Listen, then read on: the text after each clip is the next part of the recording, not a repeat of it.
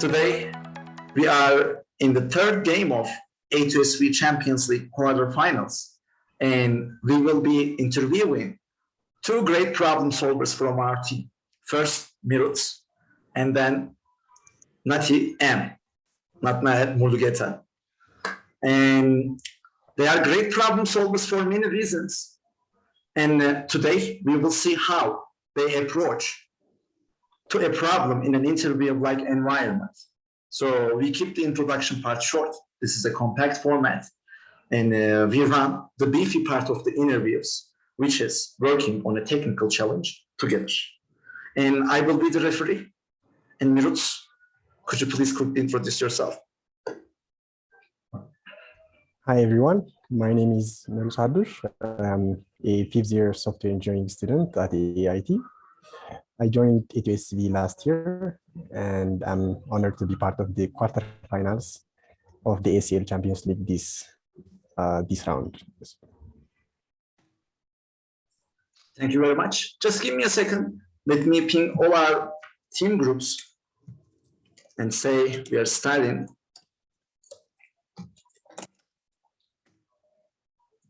One, two.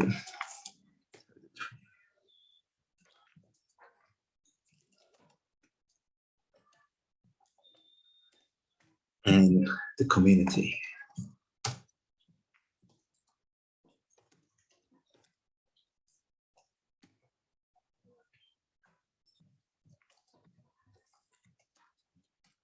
All right, Miruts, if you are ready, we can get started. I'm just going to send you the link of the problem. And you can start working on it. And if you have any questions, please feel free to let me know. All right.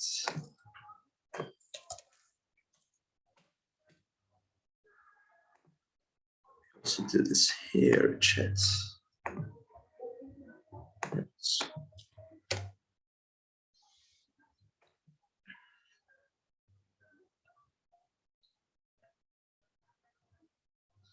let me quickly give you the summary of the question, and then definitely go ahead and read it by yourself. So we are given K identical eggs. They are the same, no difference. And we have a building with n floors. And our objective is to find till what floor the eggs are not breaking if we throw them, and at what floor they start breaking. And our objective is to find that floor with minimum number of possible moves. And we want to know that that is the floor with certainty. So please take your time, read the problem, and if you have any questions, feel free to ask. You are given K identical eggs and you have access to a building with n floors labeled from 1 to n. You know that there exists a floor F where 0 is an equal to F, less than equal to that any egg dropped at a floor higher than F will break. And any egg dropped at or below floor F will not break. Each move we may take an unbroken egg and drop it from any floor X where 1 is an equal to X. If the egg breaks, you can no longer use it. However, if the egg does not break, you may reuse it in the future moves. Return the minimum number of moves that you need to determine with certainty that the value of F is. Okay, drop the egg from floor 1. If it breaks, we know that F is 0. Otherwise, drop egg from floor 2. If it breaks, we know that F is 1. If it doesn't break, then we know F is 2. Yeah.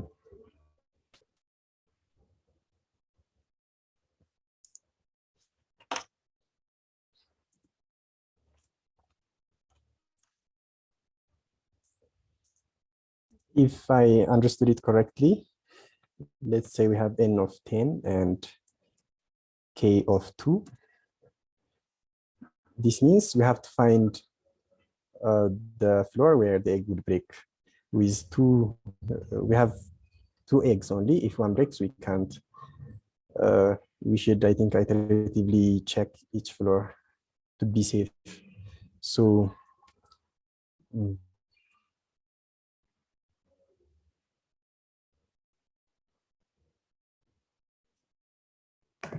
if you want, you can try to play it out with 2 eggs, and then it can help us to see whether you understand the problem in the right way.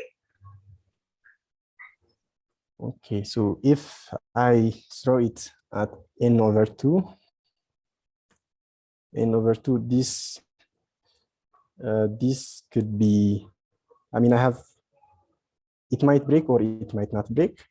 So if it breaks, I have to go from 0 to n/2 minus 1. If broken, because I only have one left, so if it's broken, I need to go from 0 to n/2 minus 1. If not, I can throw it somewhere else, the same egg, maybe in n/2 plus n/4, n/4, which is 3, 2/3n. 75% of the building, and it might break or not. If it's broken, I might have to go from half of the building to the specific point that I have thrown it. So in the worst case, I can eliminate half of the building, but I have to go n/2 step by step, incrementally, by trying at each floor. Okay, so I think I have to balance this.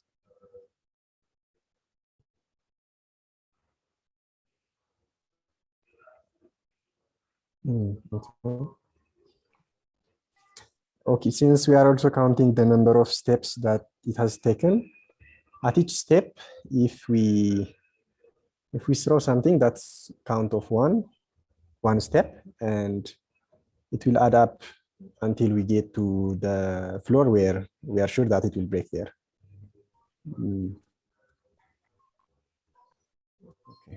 So my understanding is, like, you're checking if you can use eggs in parallel in one round. And I think this is possible. I can use the unbroken egg again, right? So yes, I only have to reserve. Eggs can be reused, definitely, yes. Okay, I see. Okay.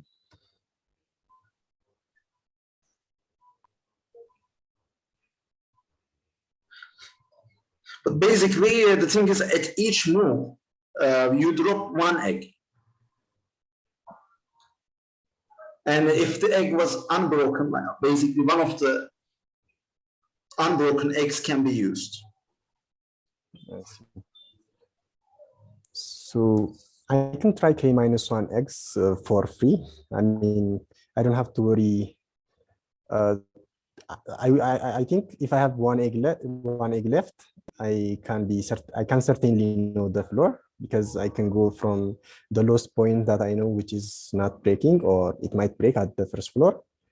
And if not, I mean, if all of these k-1 eggs are broken, I might have to go step by step.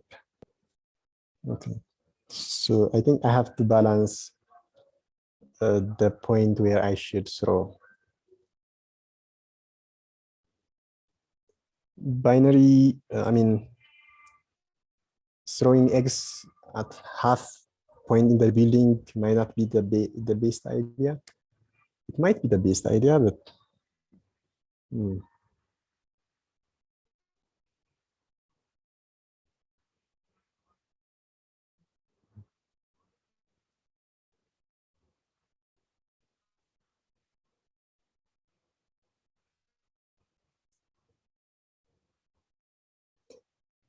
yeah, I think the first thing that came to my mind is having the building until I am left with 2 eggs, and maybe optimally finding where to throw the remaining eggs.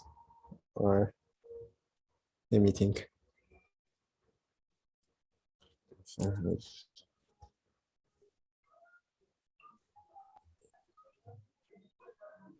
Definitely take your time to think. And maybe one thing that may be helpful is like to check out the boundaries. Okay. Oh, n seems very slow, and k is also 100. I can have up to 100 eggs, and n is 10,000. So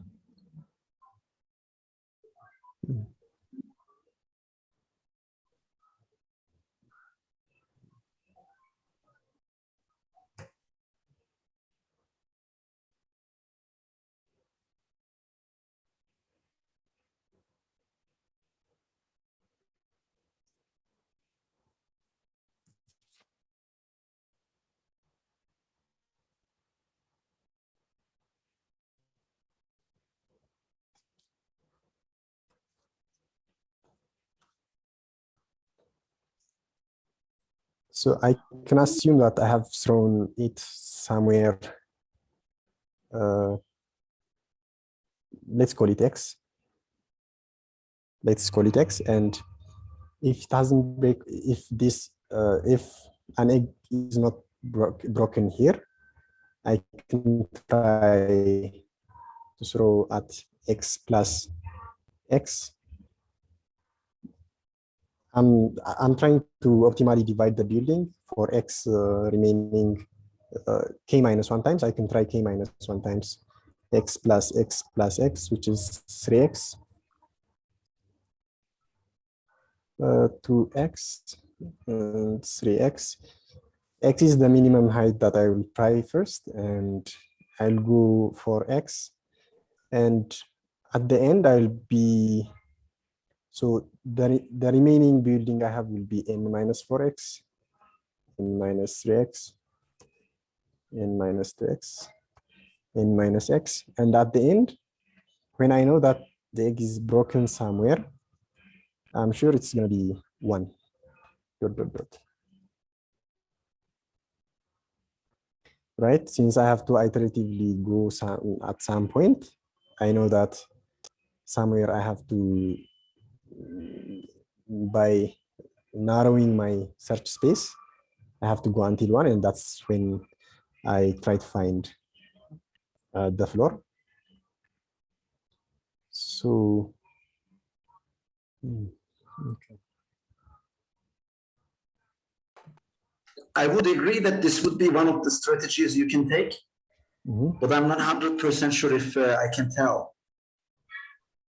this is the optimal, or why you think this is optimal. I don't know. Okay, I'm not saying it's not, don't get me wrong. It's just like, yeah. At each row, we are incrementing the number of throws we have. For example, I have thrown in here once. So the throwing here would incur, I would have to go, if it's broken here, I would have to go only x steps. If it's not broken, I would have to go from n minus x plus 1 up to n minus 2x minus 1, the space in between. Let's assume with the typical example, n 100, and n is 100, and k is 2. Now, if I throw it somewhere x, this is 1 step. If it's broken, I would have to go from 1. No, I don't have to go until I'm left with 1 egg. I can try another best position to search, which is also the same recursive problem, I guess. Now we have narrowed our search space, but we have to, since we have remaining eggs to try on, we can still search. For example, if it's broken here, I would have to use k minus 1 eggs to find a floor between 1 and k minus 1, so that the egg won't break. X minus 1. k minus 1 remaining eggs.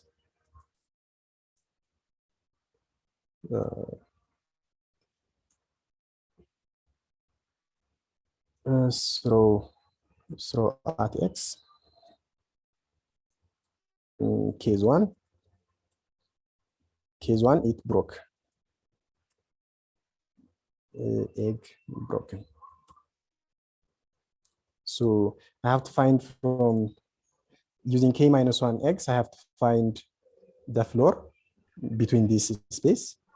Case 2 is it won't break. So I have thrown 1 and I need to balance. If I throw the same gap, that would be one more step that I have used. So in that case, I have to narrow. I would throw at x minus 1 away from the first throw, which was x. And this will also result in the same case, including case 1, egg is broken, and I have to find using k minus 2 eggs, using k minus 2 remaining eggs. I have to find from x plus 1 up to x minus. I might have to go this much step, and this continues recursively. But at the end, I don't have the luxury, or I don't have many eggs. So if I'm left only with 1 egg, I need to go from the lowest floor and go iterative eggs.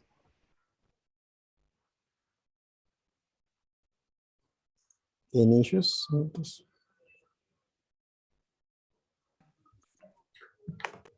So far, I think that I don't see any flaw in the logic. And one question I have in mind is, do you try all the X's here, or is there a smart finding? Yeah. X is like I will throw it at. I'll assume that I will throw at X distance somewhere, and I try to balance for some. As you can see, in order to optimize the number of steps, I have to decrease whenever I get some unbroken egg. That's one step, and I have to decrease the next step gap because I have already thrown 1, and I want to match those that I will go by single step and also by several steps. And the same thing, this is case 2, egg not broken. If it's not broken, I would try from 2x plus 3 to x plus 1, minus 1 up to 3x minus 3, which is the exact same problem that I have at the beginning, I guess.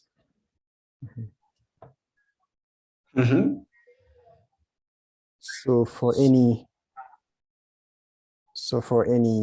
given k, let me write a recurrence relation. If I have n and k, so find, the problem is find optimal x to try throwing so that you can find the exact building by x at most xx kx.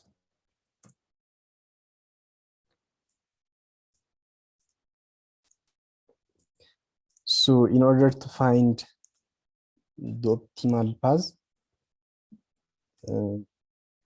at the end, the total amount of building that I will be trying will be n, right? Because I'm thinking of the worst case, so I might have to try until the end. So the summation of all those buildings that I will try throwing the egg, the height that I will try to throw an egg from is gonna be n. So n is gonna be at the end. I will have only one left, since as I have demonstrated here initially, I'll have to try at n minus x and n minus 2x plus 1, as I have thrown one step before, plus 2, oops, minus 2, minus 1. And this looks like arithmetic sequence, and I have to find x that will give me, yeah, this optimal partitioning of the building.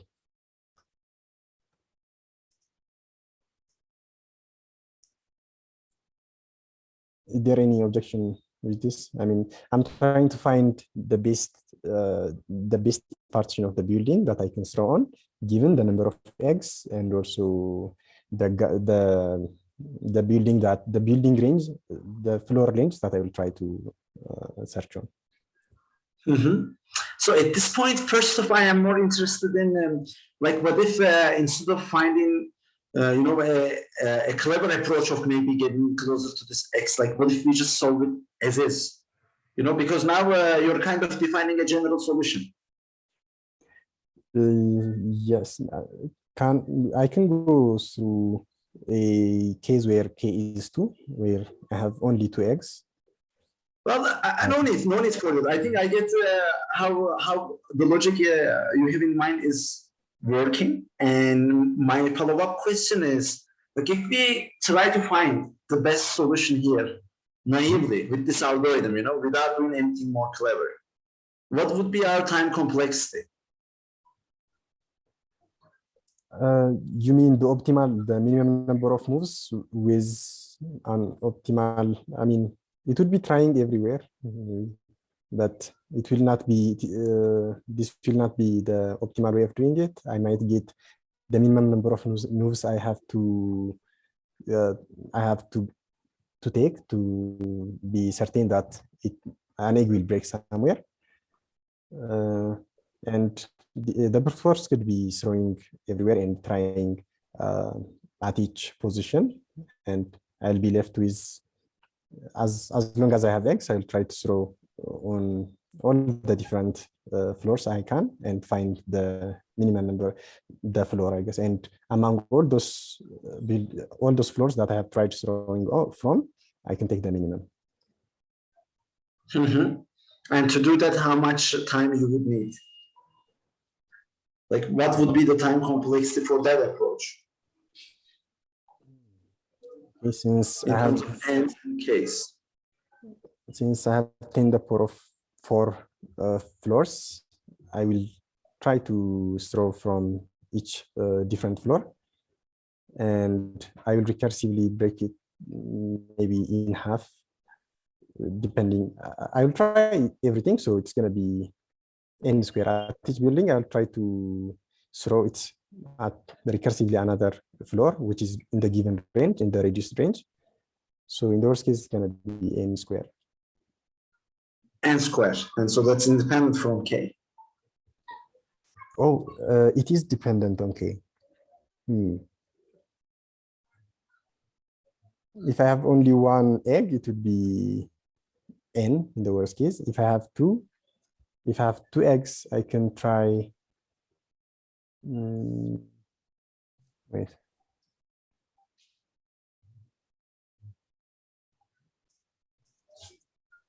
So as long as I have 2 k's left, I can try to cut it in half, which would give me logarithmic shrinkage of the space I have, the range in the building. And after that, I have to try n. So it would be, say, log n plus n, because logarithm, I'm sorry, let me try to calculate the correct time complexity based on k. And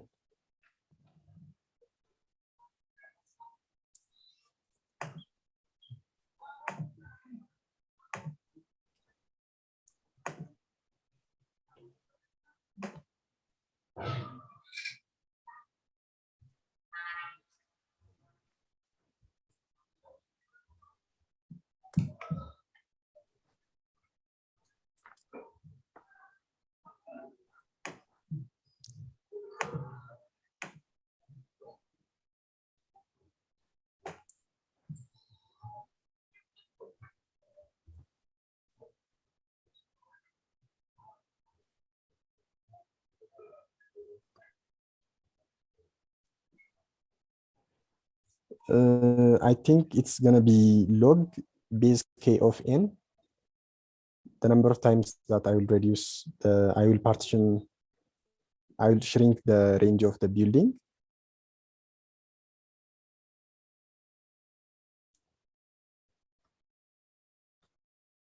Can you hear me, Emre?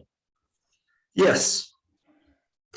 And I will have n when I reach to the last level. I will have to try it in the worst case.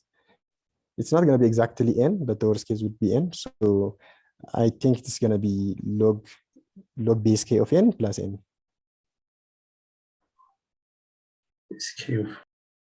Log base k of n plus n. Yeah. That's interesting. Okay, so you do the division by steps of k's. I see. Interesting, because now like I'm not sure if how this is going to look like, because the algorithm you described here, it wasn't fully doing it that way, right? Yeah, I was in this case, I was trying to find optimally a number x that I'm sure it's as small as possible that I have to move, both in success case where it's broken and if it's not broken. So that one is the an optimal, or where I have to try shrinking the building by half. I see. I mean, the complexity sounds good given numbers. And can you tell us maybe a little more about the accuracy here? The accuracy? Yes.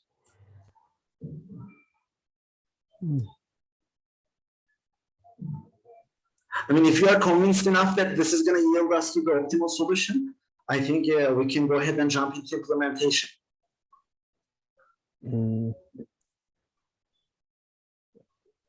Okay, give me a minute and sure. I'll try.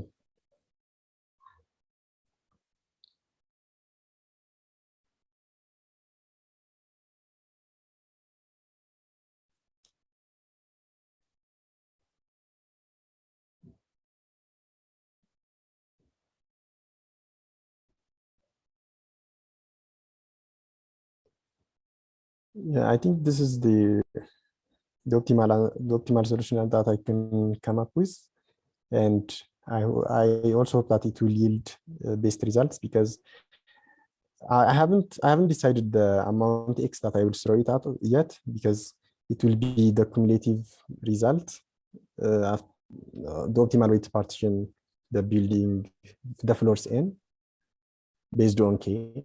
So I think decreasing the number of steps by one is a wise approach, because I have already thrown one, and that counts. If it's a success, it will be counted. So when I throw next, I want to throw it somewhere that will compensate the current throw that I have. Right. So if you want to go ahead and jump into implementation, let's do that. Okay.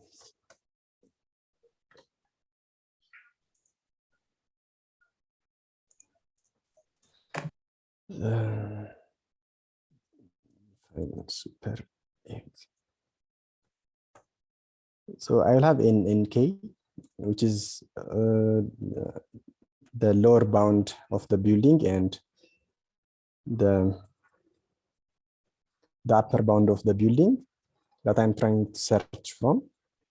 And I have the remaining k, remaining x. Okay. So if the building, if the building is, if I only have one floor, then I know that it might break here. Okay.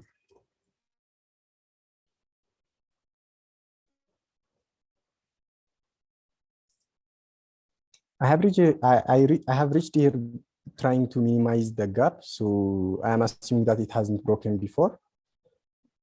It hasn't. I haven't found any lower floor that it can be broken from. So this is gonna be true. Or instead I can find, which is the same thing. So in this case, I'm assuming that there is low is the minimum or the maximum height, the maximum floor that I think this egg hasn't broken before, and I don't have any more floors above it to try throwing on. I also know that above high, it's gonna be broken. Miruts, just to remind you, I think we are interested in finding the minimum number of moves rather than the floor. Okay, so in this case, it's gonna be 0 instead of the floor. I don't have any more steps left to find the floor because now I have come to a point where the upper bound and the lower bound are the same. So I have nothing left. Next, if remaining eggs is 1,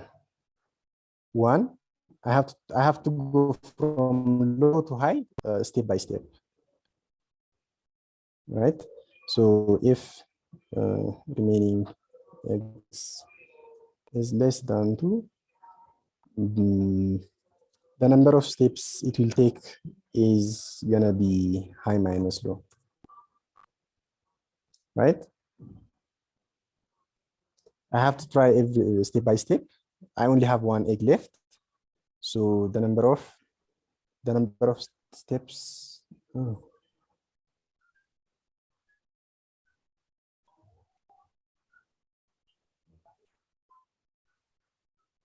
Yes, like once you have one egg left, right? You need to Yes. try all the floors. So it depends, like how you have your initial values, like whether you start from 0 or 1. But yeah, at high level, makes sense. Okay. Now I will try to find a number x between low and high, or the gap, the difference between low and high that I will try to throw it from and give me the optimal answer. And I will try to partition it and lower my number of x units when it gets broken.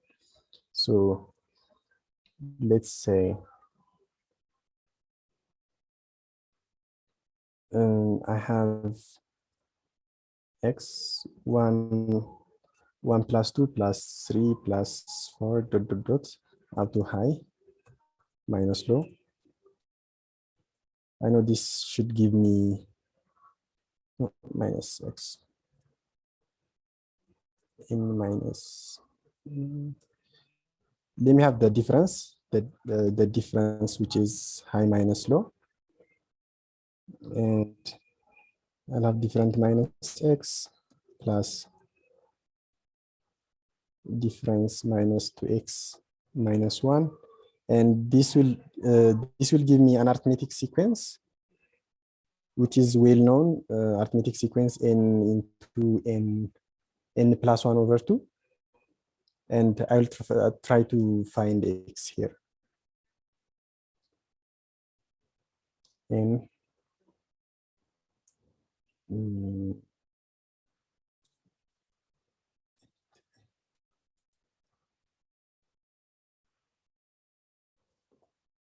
when I collect the like terms, I will have n times n diff into diff plus 1 over 2 is going to be 0. I have equated the number of tries I have using before the left side of the expression and the right side, and this would give me, oops, I'm sorry, the total sum of the difference, the x's that I will throw is gonna be the difference. So x squared plus x is gonna be twice of the difference, and x is gonna be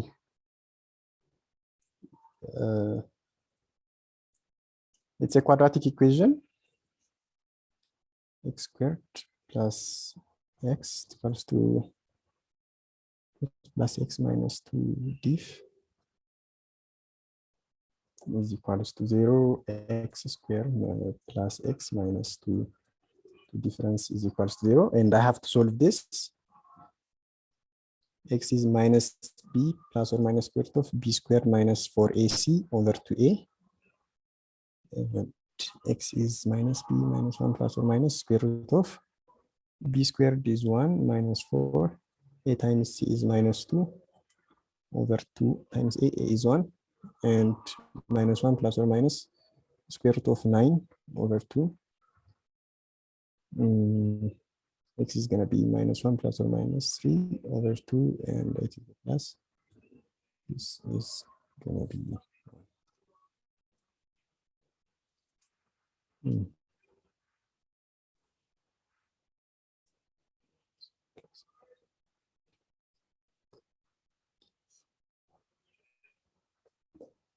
okay.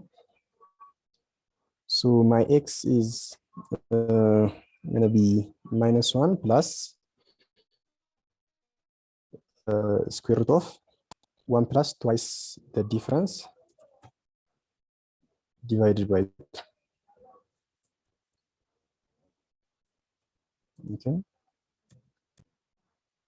Now I will try to partition based on this x value, decrementing my steps at every step and try to find if it's not broken, or when I try to find a lower, when it's not broken at some x, I know it's gonna be one step less, but the same amount, x minus 1 steps left.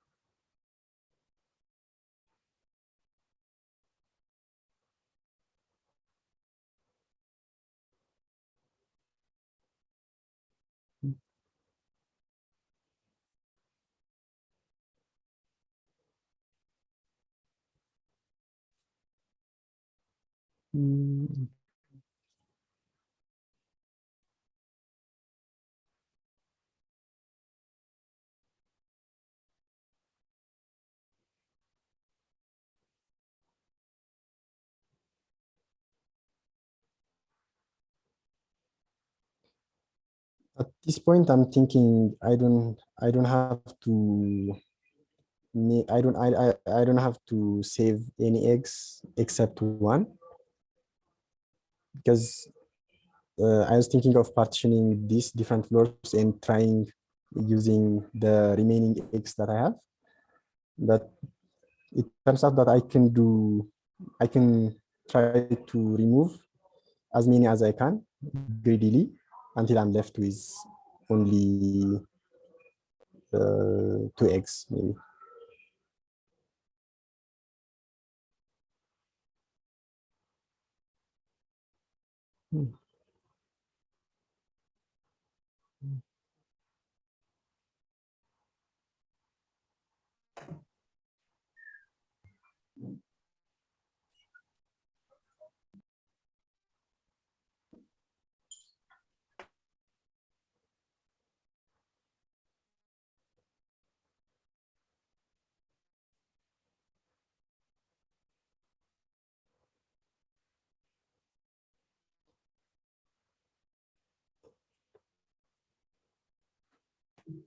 Miruts, what are you thinking about now? Now I'm thinking, how can I have remaining eggs, and now normally I would try from low plus x and also low plus 2x minus 1, low plus 3x minus 2. But since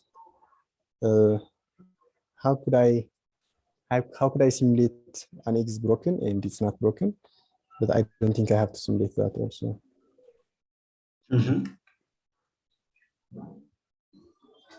And we have around 5 minutes left, Miruts.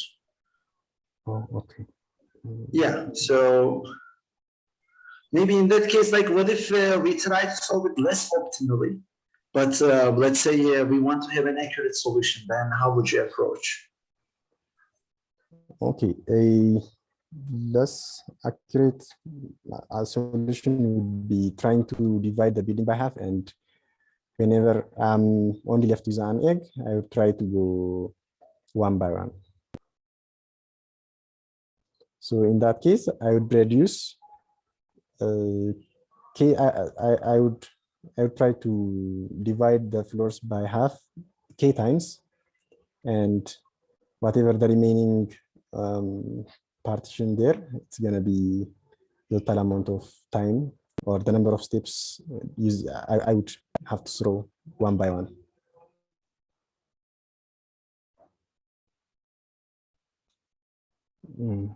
Okay.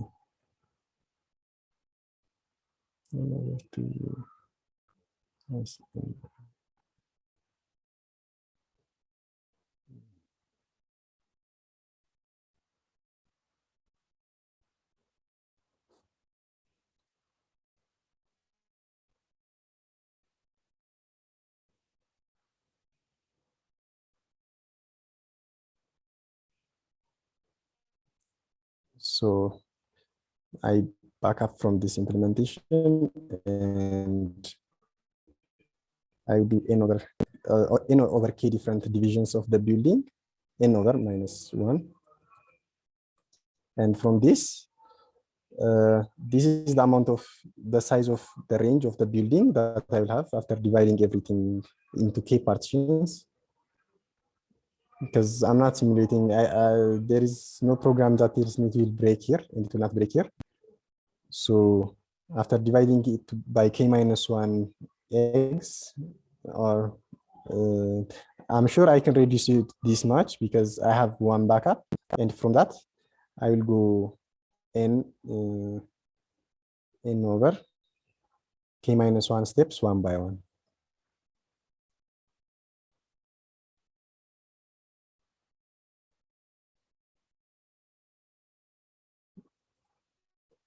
Yes, I partitioned it into k minus 1 equal partitions of the building or the floor. I will try into first at n minus k minus 1 and twice at n minus k minus 2 minus 1, and I will continue doing this, but at the end I will have to go this much. So as I have described it here, at each step we can decrement the number of steps we have taken. So initially, if I partitioned it by this, next it's going to be n over k minus 1 minus 1. This would still sum up to n, the total number of buildings I have, and it will end up being an arithmetic sequence, an arithmetic progression, and the result is going to be the optimal value of, in this case, I have already chosen n over k minus 1, but because I have to reduce it k minus 2 times, k minus 1 times, and reserve the other one. I'm thinking if this will give me the optimal solution though.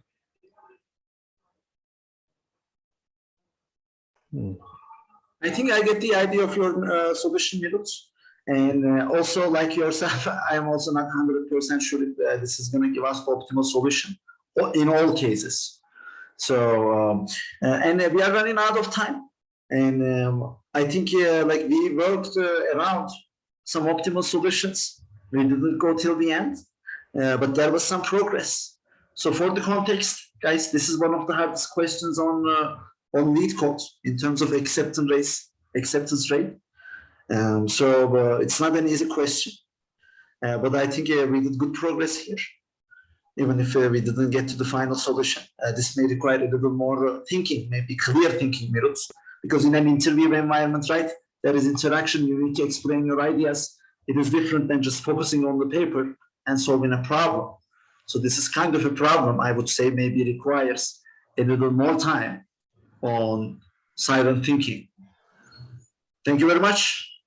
And I think now we are going to go and switch to the second player. And thank you, Miruts. Now, Isaac, do you mind pinging Mulugeta and invite him? Yeah, I fixed it.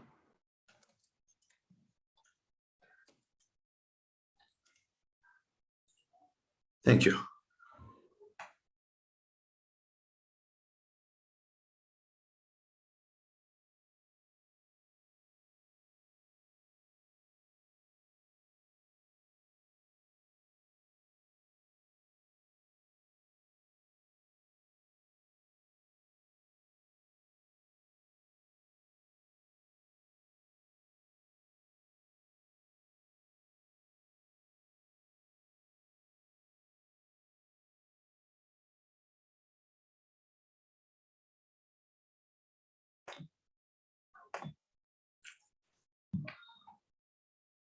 All right, while waiting for Nati, we can ask for questions if anybody has any questions.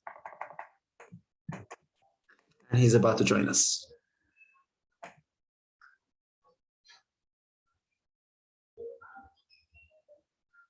Okay, we have one Nati. Which Nati is this?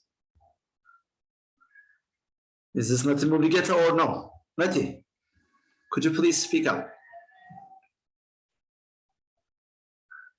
Okay, apparently we have a shy Nati here. She's not speaking.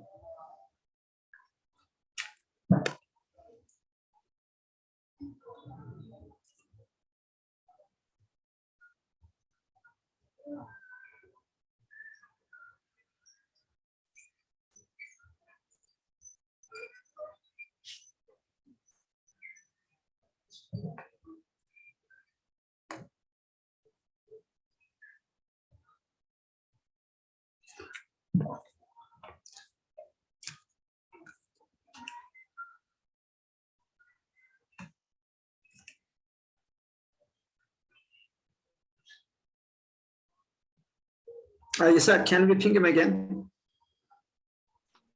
Oh, he already knows. He's probably just still joining.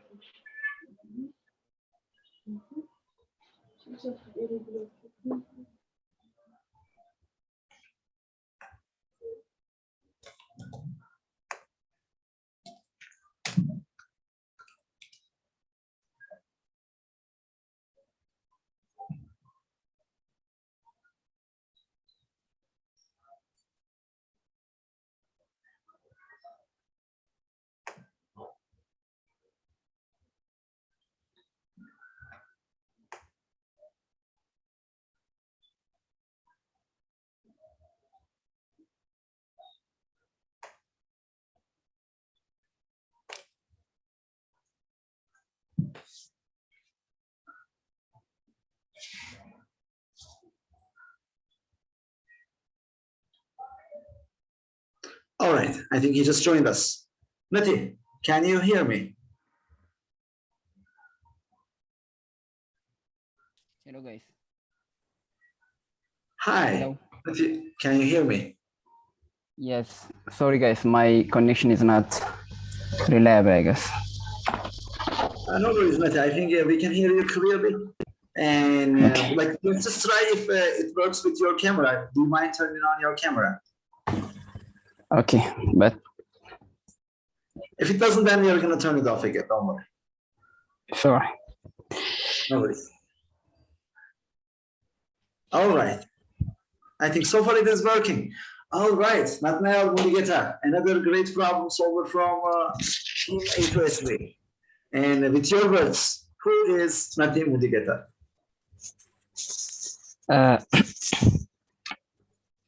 All right. Nati Mulugeta is, I think, a proud member of A2SV. I'm a recent graduate and trying to land full-time job soon, I hope. And yeah, I think that's it. Very cool. Thank you very much, Nati. In that case, let's not waste any more time. And I'm just going to send you the link of the problem on Telegram. Here you go. And I'll also send you for the ease of access on Zoom as well. And yes, here you go. All right. And if you share your screen, that would be great.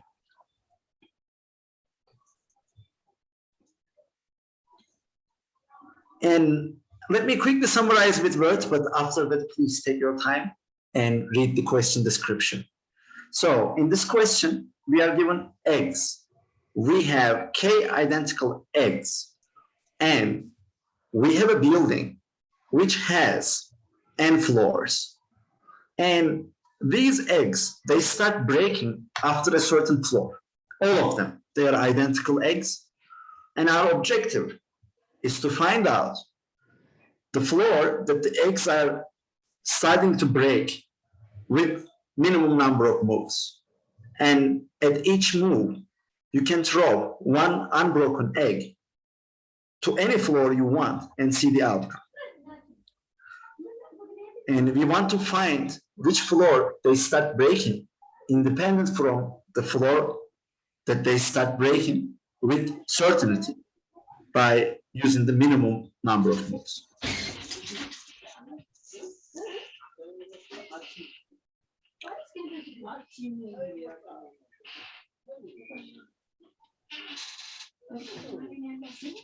Please take your time to read the problem, check out the examples, and if you have any questions, please let me know.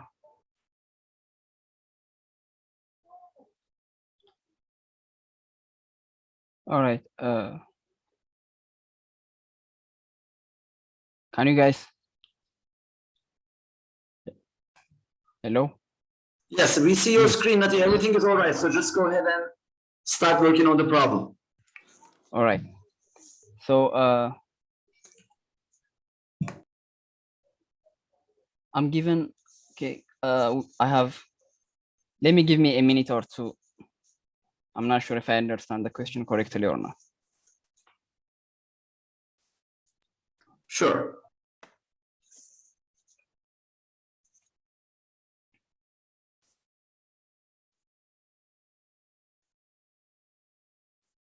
All right.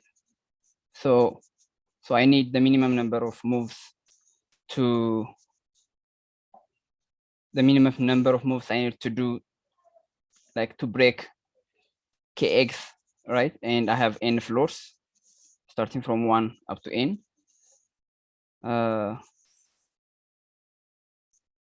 Is that it, or did I miss anything?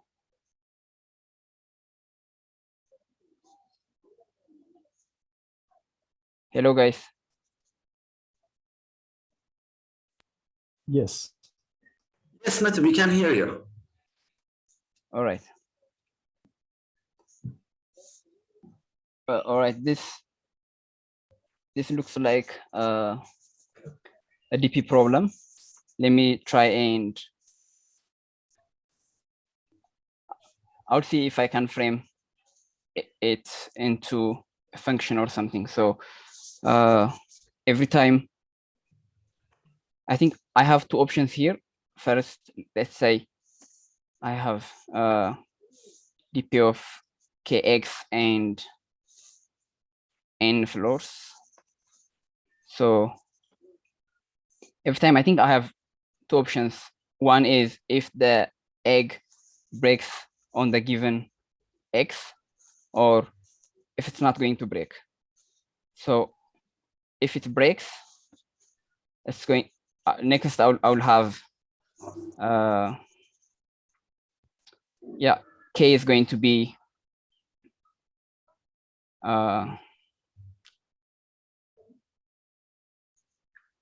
if it breaks, yeah, my k is x, so I will have 1 less x, and the floors is going to be,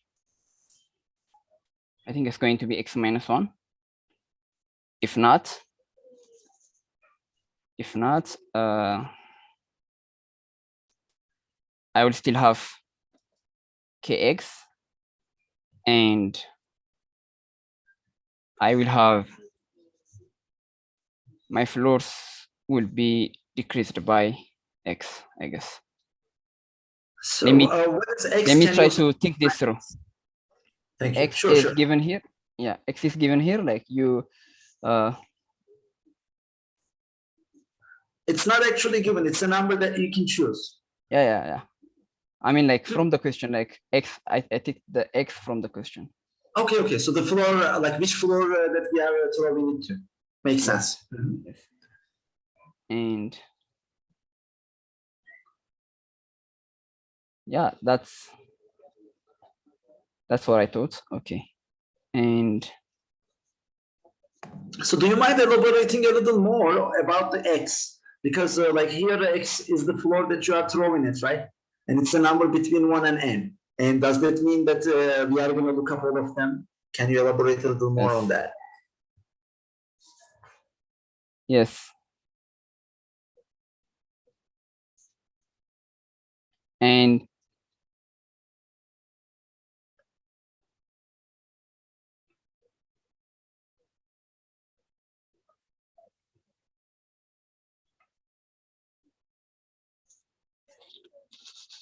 hear me?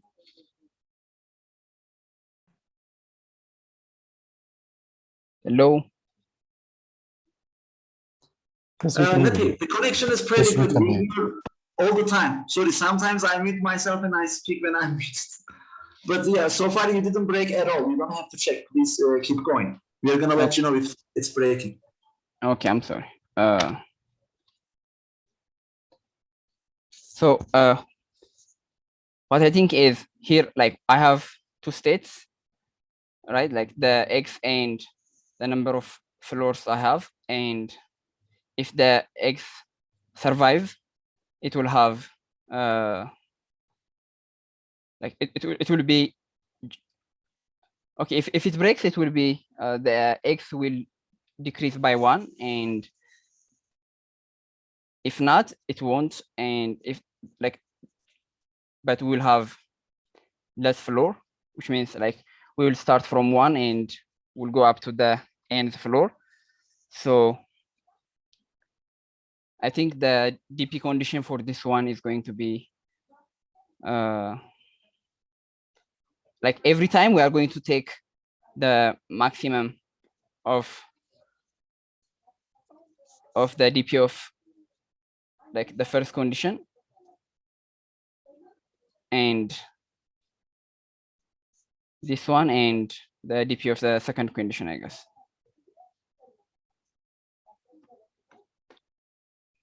These two will be always my options, but this is like for every step, I will like for every step, I will, this is my decision. And finally, I think, okay, the minimum number of moves is needed. So my final will be for DP of K and N, it's going to be the minimum of my decisions. Okay.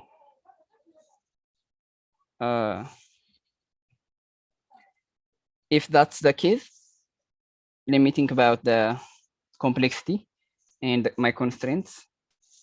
I think I'm given, okay, K is up to 100 and N is up to 10,000. So, all right. Anyway, my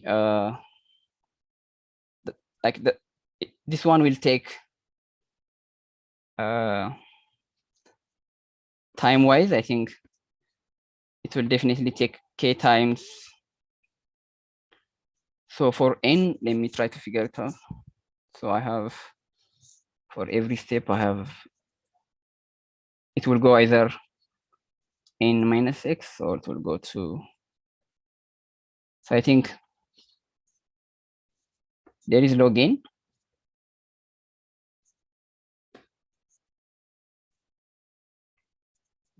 But I think, okay, I think so.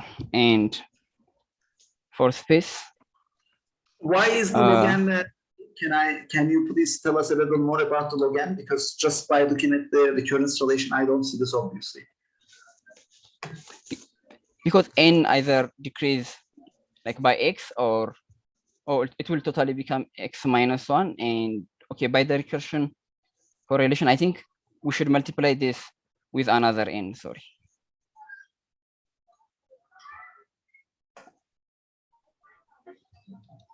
It makes sense now, or? So my question is now, how are you iterating over the X? Like we are taking max DP K minus 1, X minus 1, and K N minus X, right? And Yes. do we do this for all the X values? Like And this if we are time, doing it for, this time, I think, yes, this time, okay. Oh, sorry. Yeah, this time we are going to do it with for every x value. So it's going to be, so in that case, it's going to be n square, k times n square. k times n square, right? Yes, because Yes. this is what I'm seeing from the recurrence relation. Yes, and yeah, the space depends on how we save the dp. So I would say k times n would be safe. So like, is this going to be acceptable or not? In I think terms of this, accuracy, I'm convinced. And now let's see if, like, given boundaries, what do you think whether it will be accepted or not?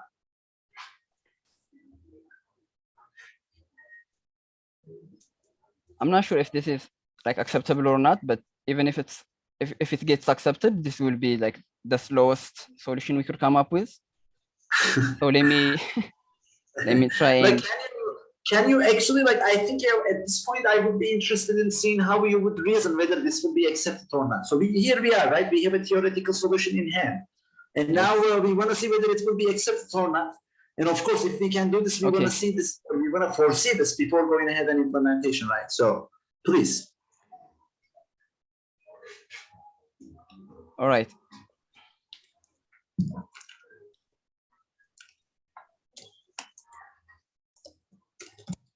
I think this will be accepted, because like we have n up to 10 raised to 4 maximum, and we have like by n, I think we can go to 100 million operations, right? So if n square, n is 10 raised to 4, n square will be 10 raised to 8, which is okay. 10 raised to 8 is, oh, that's, I think it's a little bit too much. Can you write it? So let's see all together, right? 10 raised to the 8. Yeah, that's true. That's n squared here. And we have the k, which is 100. And yes. So it will become 10 raised to 10? I think so. I mean, if we are talking about k times n Yes. squared, given k is 100 and n is 10,000. Yes. Yes. And what is this number? Wow. I think it's 10 billion, right?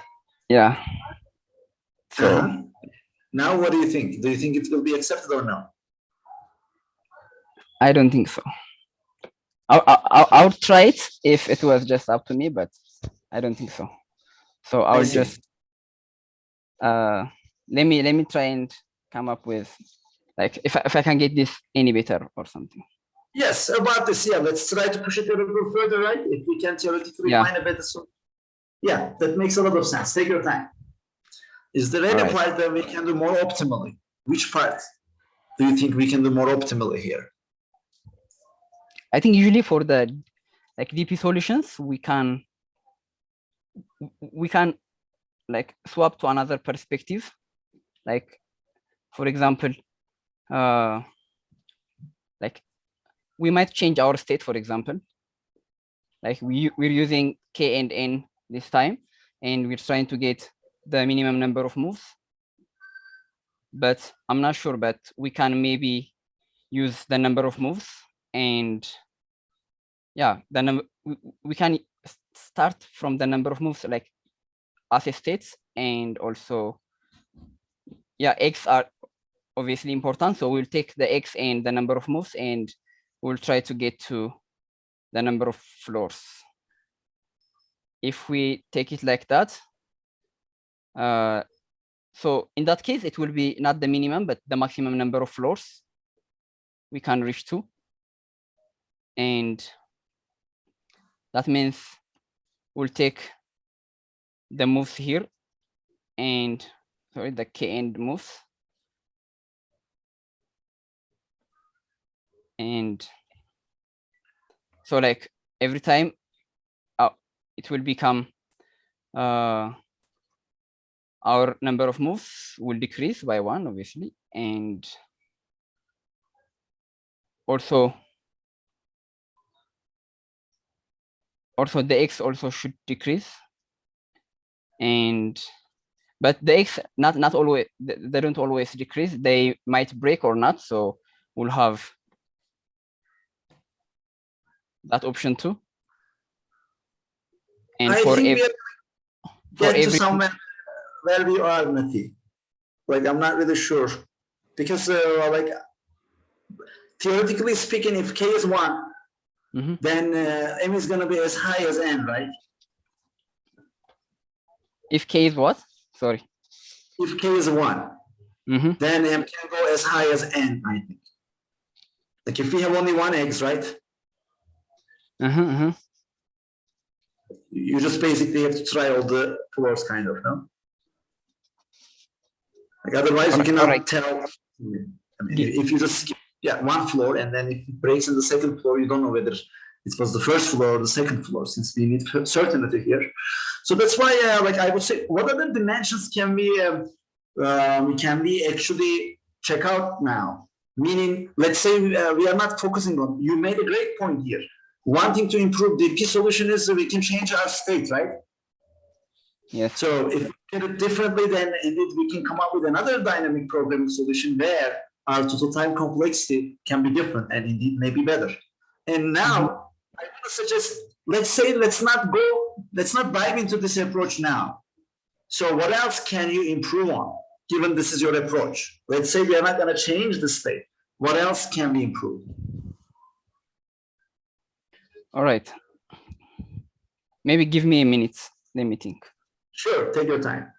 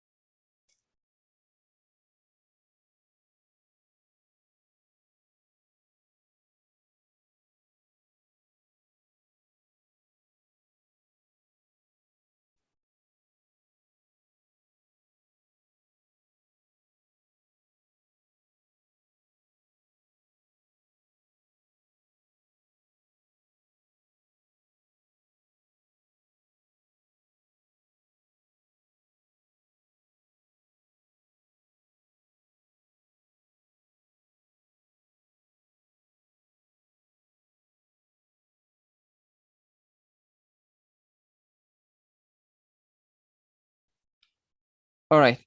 I think, like, if we do this, like, we're not going to get to K 1 by 1.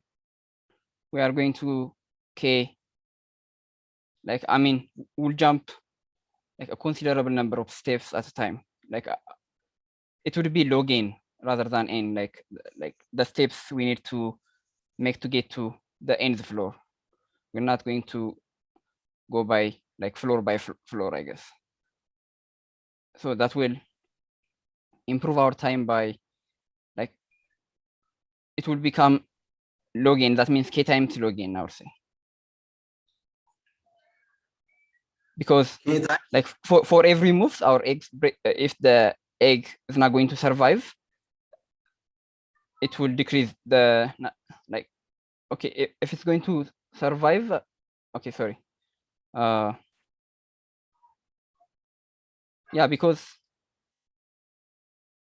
we have the pre-calculated one here, right? And for the next one, we are just,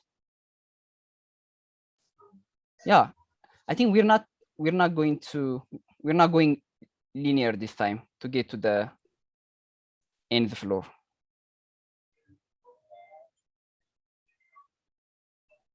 I'm not sure if I missed anything. M is decreasing for sure. And indeed, like, you have just one formula for deciding MK.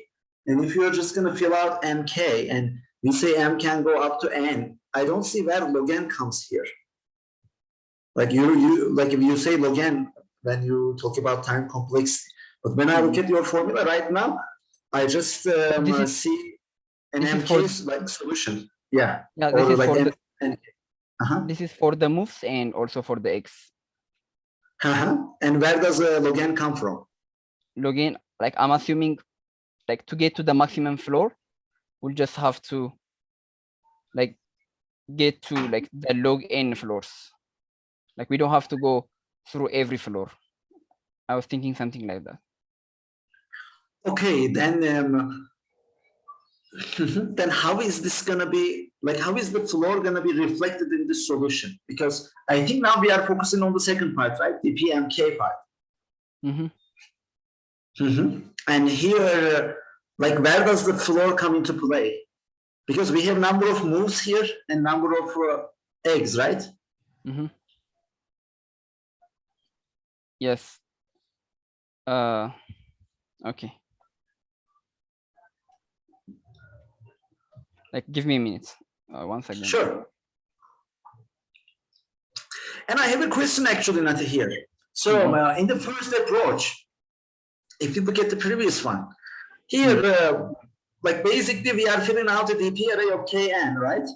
And we make our decision based on getting the maximum of K minus 1, X minus 1, and Kn for all the X values, right? Yes. So here we have kind of a linear search on the floors, which is making our total time complexity Kn square. So can we make this step a little smarter rather than looking at all the floors? Is it ever possible to look at a subset of them and say, hey, yeah, this should be enough? Okay.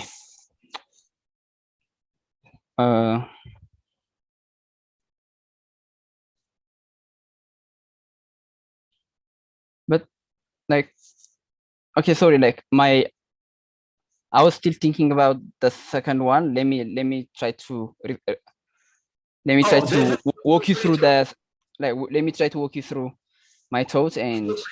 Yes, okay. yes, because yeah, indeed. Like some of the sentences I hear there, they make sense, but when I look at the recurrence solution, I don't see it. That's why I am confused. Feel free to invest in that solution and clarify too.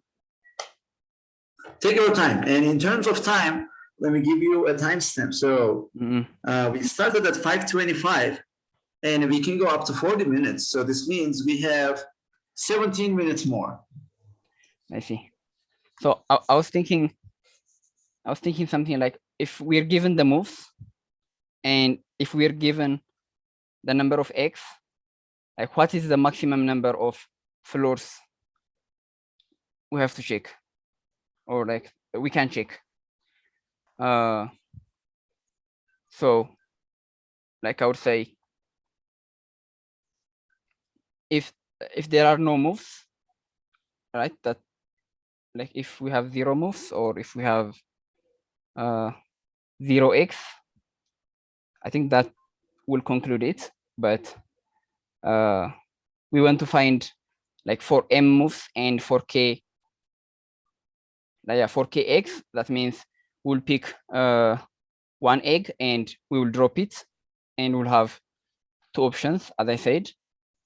So we'll have, now we have 2 states, like our decision will split it into 2, like into k and k minus 1x, and like depending on whether the previous egg is broken or not, like it will be either k or k minus 1. So like we have to go through like both cases, and we can at least get 1 every time. That's why I put 1 here. And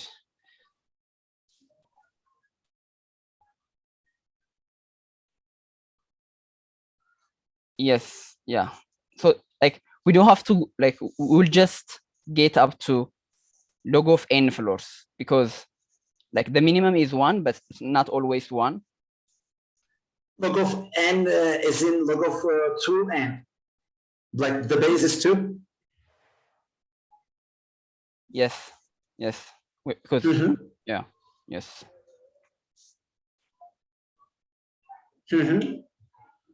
Yeah, I'm not, yes, I think so. And how do you feel about the accuracy of this solution, or like, are there parts that you want to clarify more before jumping into implementation?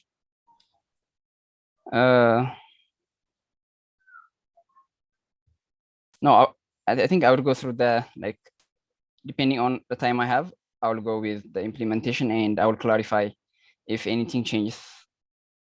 Sure, sounds good. I'm really looking forward to see it completely because we didn't see the complete recurrence ovation here. Thank you. Yeah. So I would say, so I will have my DPRA, which is going to be nested, and 0, of course, for, I think I'll KI in, so in range of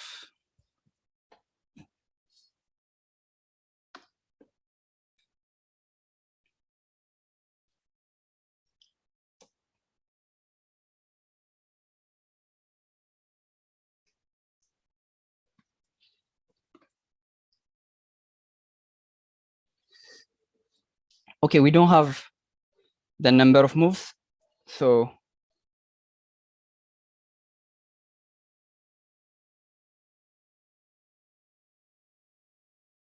okay, I'll take a minute and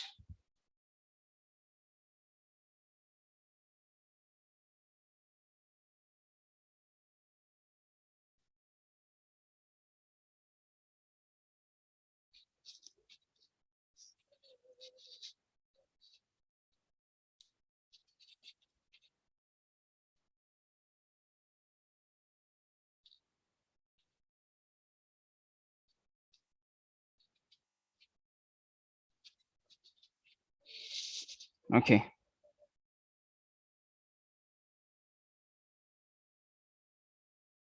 Okay, I think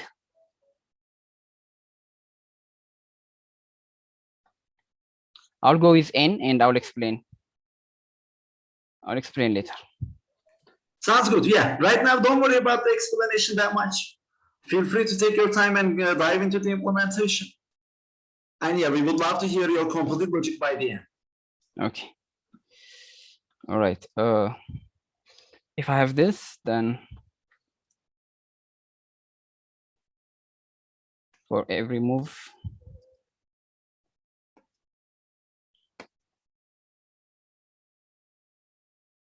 okay, we'll start from 1 up to N plus 1. And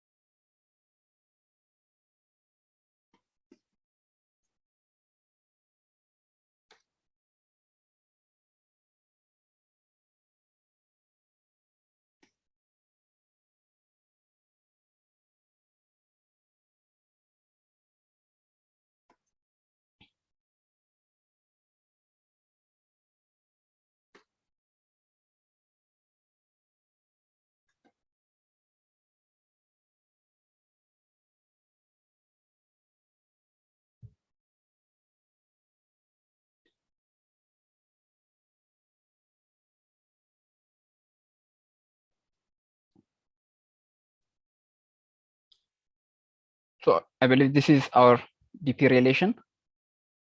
So we'll do that till the end, and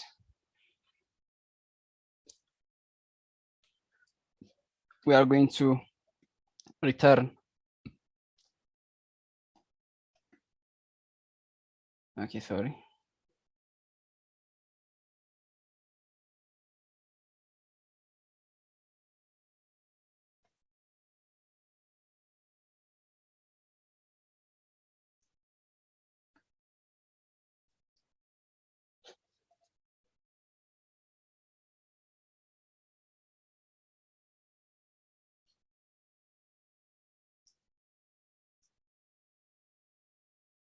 I think we can return our move if if we get to the floor. If we get to the floor, I guess. But to be safe, let's make this one greater than or equal to n. So I'm not 100% sure about that. Like we add condition for the return. Like, are you gonna add something else? What are we gonna do if this is not the case? What are we gonna return?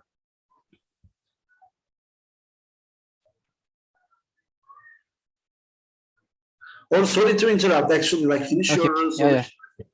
Yeah, I'm sorry. Yeah. I'm thinking about that.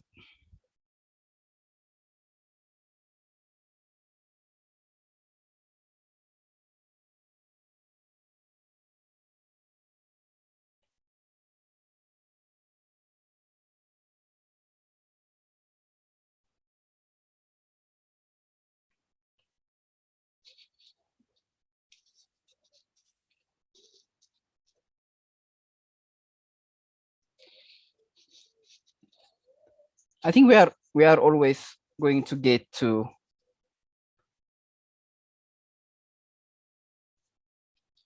like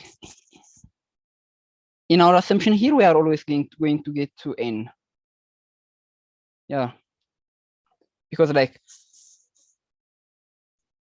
yes, we are always going to get to n. I don't think we need something else, but like for debugging purpose, I would just put -1 here.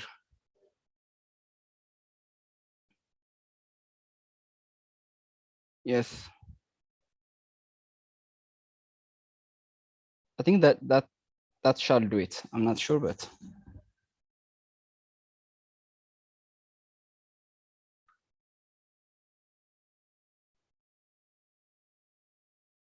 yes, I think so.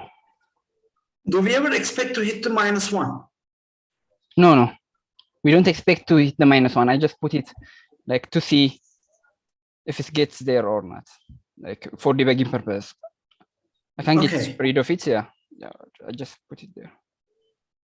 Okay, got it. But I think, okay, like let me revise the time in space. Time is going to be, well, in this case, it's not going to be log n, but it's going to be like worst case, it should get to n. So I would say k times n. And actually, let's not worry about that at the moment. So let's first see the accuracy, right? Okay. So maybe do you want to run it on the given examples? Okay.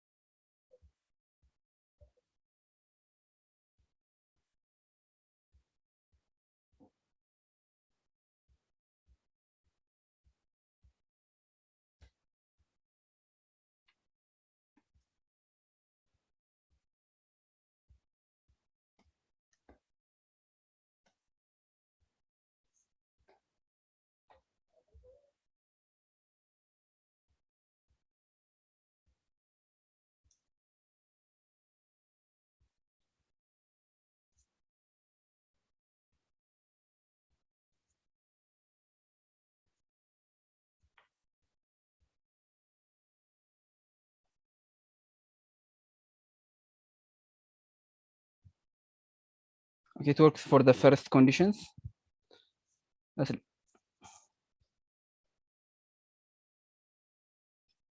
So we're given k and n, so k can get up to 100, and n can get up to 10,000. A smaller example right now. Oh, is it if it is testing them all, that's great. But like, how about maybe using example 3, like k is 3 and n is 14. 3 and 14. 14, you said? Yes.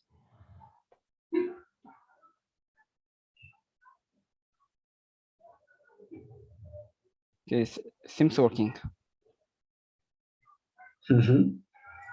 And what kind of test case would you try? So now please go ahead and try your test, like you were about to put n is equal to 100 or something, please. Yeah. Let's. Yeah. I don't think there are many edge cases here. Like we already tried it with 1 and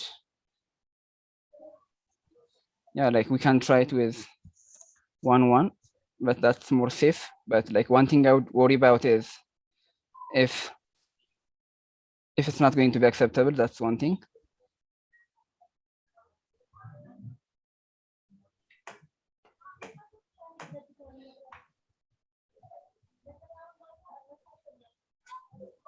I think it seems safe. Yeah, actually like k times n should be safe. And yeah, k times n.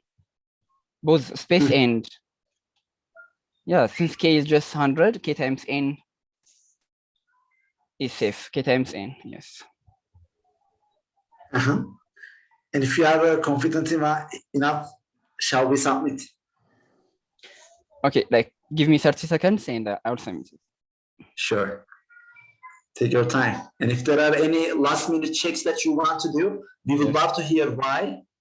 And you're doing that. And also like for the watchers at the moment, even if he get accepted from the inputs he tried, he didn't say I'm ready. And he's taking one last look. So this is a very good advice for everyone who are thinking of taking programming interviews.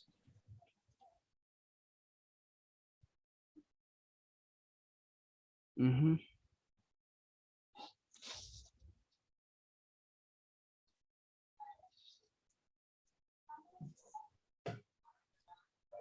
So like, yeah, I think so. Like I can't get rid of -1, or should I just keep it? Just the, yeah, I would rather keep it if it's all right.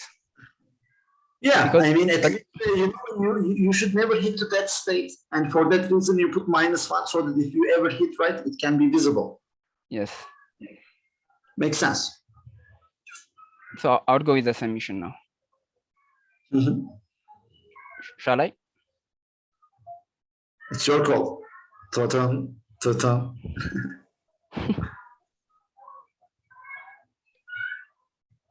Yes. Congratulations, Nati. And now, can you please tell us more, like especially for like we have some newcomers, right? Some new group members. But can you tell us what is going on? Why is this short code doing the job as expected?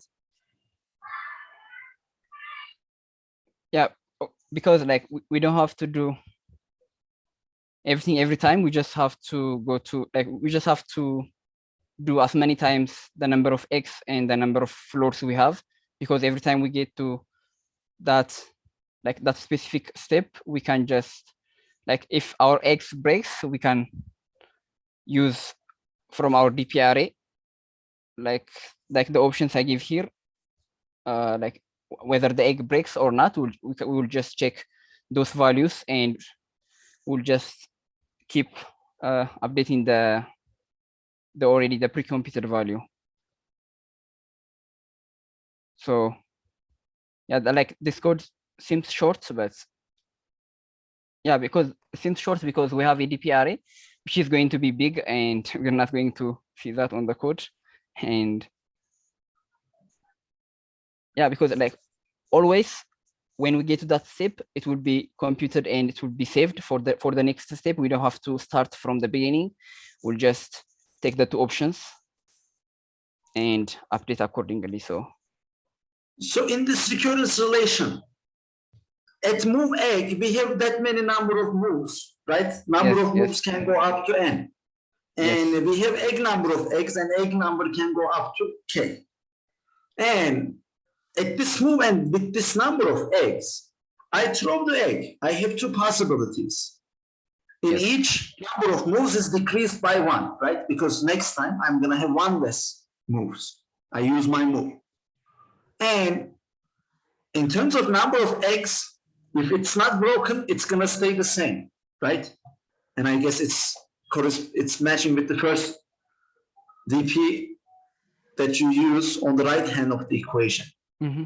And Yes. the other possibility is the egg may break, and then you decrease the number of eggs by 1.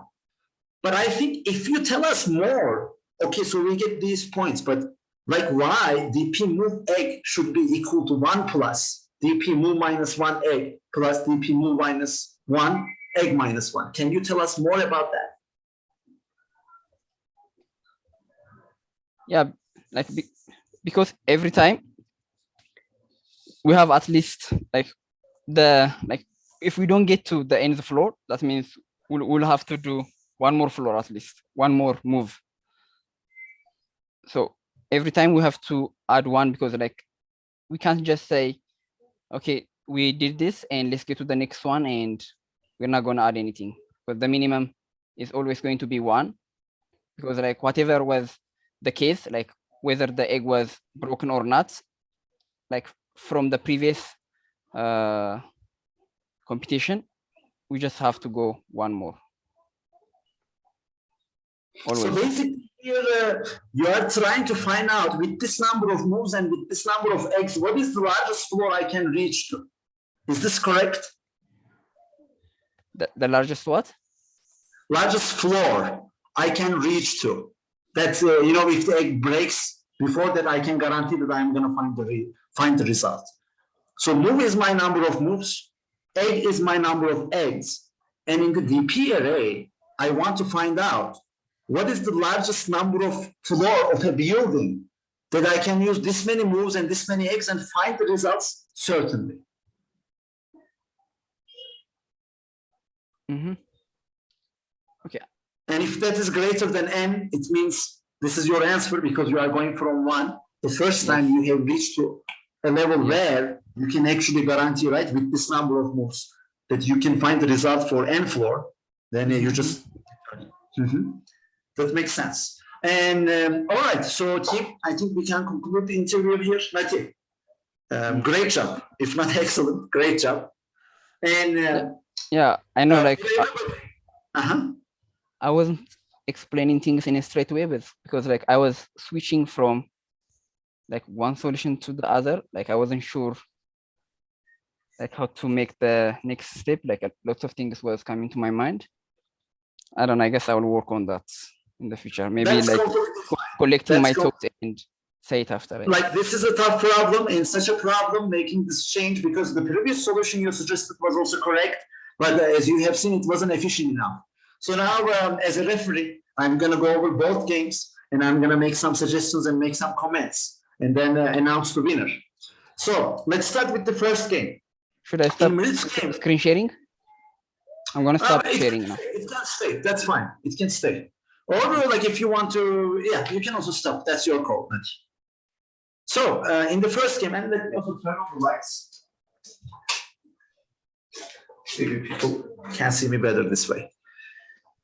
Not sure though. Okay, maybe this is the best. All right. So, Tim, in the first interview, Miruts, he was quick to understand the problem.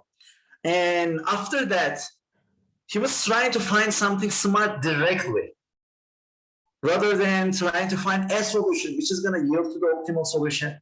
He was trying to find an algorithm, which is going to give something in an optimal way fast. So he didn't consider dynamic programming. He didn't consider going over all the possibilities and finding the best results there, but he was more in the way of, okay, so should I divide them by half? Should I divide it into k different, like let's say steps and check the results? And like this is also a very good approach, but I highly recommend not just consider this approach in the interview. Consider that, but if you need something safer, you can do more calculation to get the perfect results. At the beginning, you may not have the most efficient solution. Maybe it is going to take a lot of time. Still, accuracy is more important at first. Finishing an interview with a working solution that is not efficient is a lot better than finishing the interview without having a working solution. And this is a very tough problem, guys. Don't like maybe not his quick solution by the end made it look like it is an easy job here. Definitely not. Go ahead, try to solve it by yourself. You will see that it's not that easy. And he actually made a very good switch there.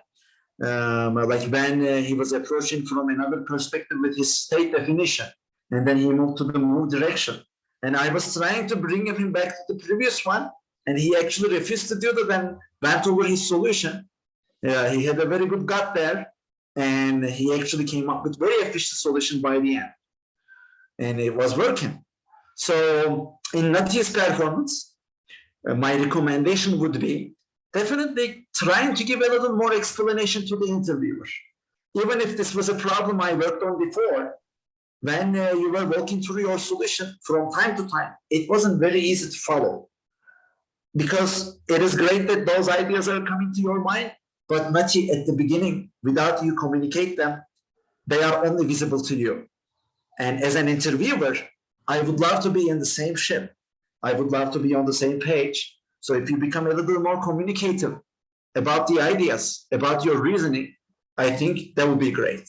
And the second point I want to make about the second interview performance is, guys, about our time and space complexity analysis, we need to be sharp.